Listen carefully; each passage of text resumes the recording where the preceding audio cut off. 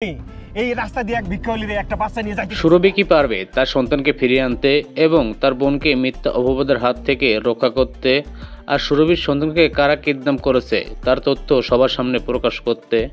Hello everyone, আসসালামু আলাইকুম। সবার কি অবস্থা? আশা করি সবাই অনেক ভালো আছেন।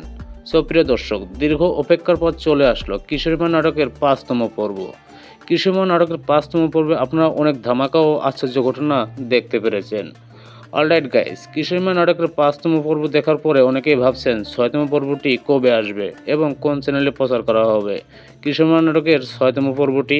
সো বন্ধুরা, কিশোরীমা নাটকের ৬তম পর্বটি কবে, কত তারিখ এবং কোন চ্যানেলে আপলোড করা হবে তার বিস্তারিত থাকছে আজকের এই ভিডিওতে। তাই ভিডিওটি স্কিপ না করে শেষ পর্যন্ত দেখতে থাকুন এবং নাট্যজগতের সকল ধরনের তথ্য এবং আপডেট সবার আগে পেতে আমার চ্যানেলটি সাবস্ক্রাইব করে সাথেই থাকুন।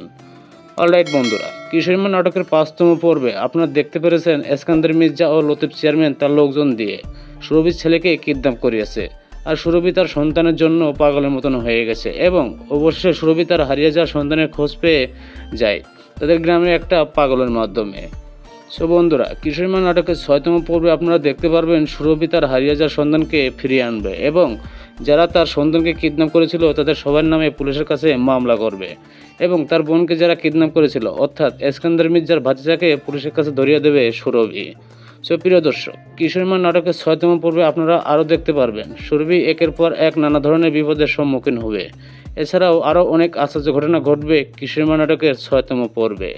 অলরাইট গাইস, কিশোরীমা নাটকের ৬তম পর্বটি দেখার অপেক্ষায় কে কে আছেন কমেন্ট করে জানাতে ভুলবেন না।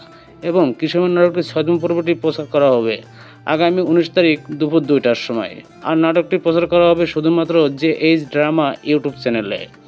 অলরাইট গাইস, কিশোরীমা নাটকটির প্রতিটা পর্ব আপনাদের কাছে কেমন লাগে কমেন্ট করে জানাতে ভুলবেন না এবং যারা আমার চ্যানেলে নতুন তারা অবশ্যই চ্যানেলটি সাবস্ক্রাইব করে সাথেই থাকবেন।